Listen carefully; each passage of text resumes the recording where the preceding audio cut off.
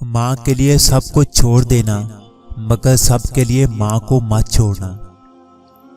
मज़ीद वीडियो देखने के लिए हमारे चैनल को ज़रूर सब्सक्राइब कर लें और साथ में बेल आइकन को भी लाजमी प्रेस कर दें ताकि हमारी रोज़ाना की वीडियो आप तक पहुँचती रहे।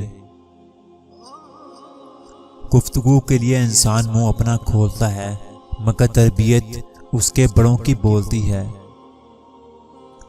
बेटा शान तो यह है, मोहम्मद का नाम एक उम्मती लेता है, मगर सल्लल्लाहु अलैहि वसल्लम कहना हर सुनने वाले पर लाजमी हो जाता है, चाहे फरिश्ते हों या कोई भी मखलूक हो।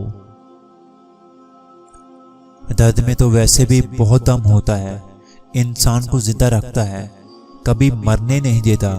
इस दुनिया से अगर दर्द ख़त्म कर दिए जाएं तो लोग खुशी से मर जाएंगे।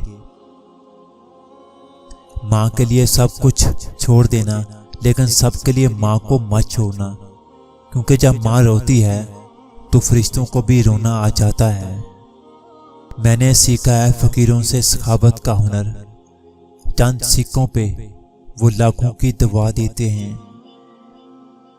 कुआं खोदने वाले कुएं में जा गिरते हैं। कोई बुरा आदमी सजा पाए बगैर नहीं रहता और अच्छाई जज़ा पाए बगैर नहीं होती। हक पर यकीन रखो और बाकी जो होता है होने दो। अल्लाह को पसंद है जब इंसान हजारों गुनाहों के बाद उसकी तरफ पलटता है, टूटी फूटी ही सही उससे माफ़ी मांगता है, कच्ची पक्की ही सही उससे तौबा की तड़प मांगता है। ये टूटी फूटी, ये कच्ची पक्की सी फरियादें भी अल्लाह को बहुत प्यारी हैं, बस वो माफ़ कर देता है।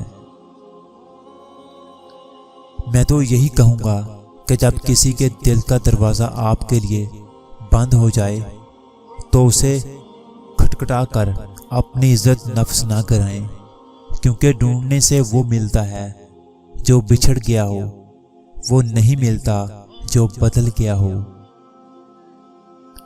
किसी के साथ नेकी कर जाओ, किसी अटके हुए मुसाफिर की ज़िंदगी आसान बना जाओ।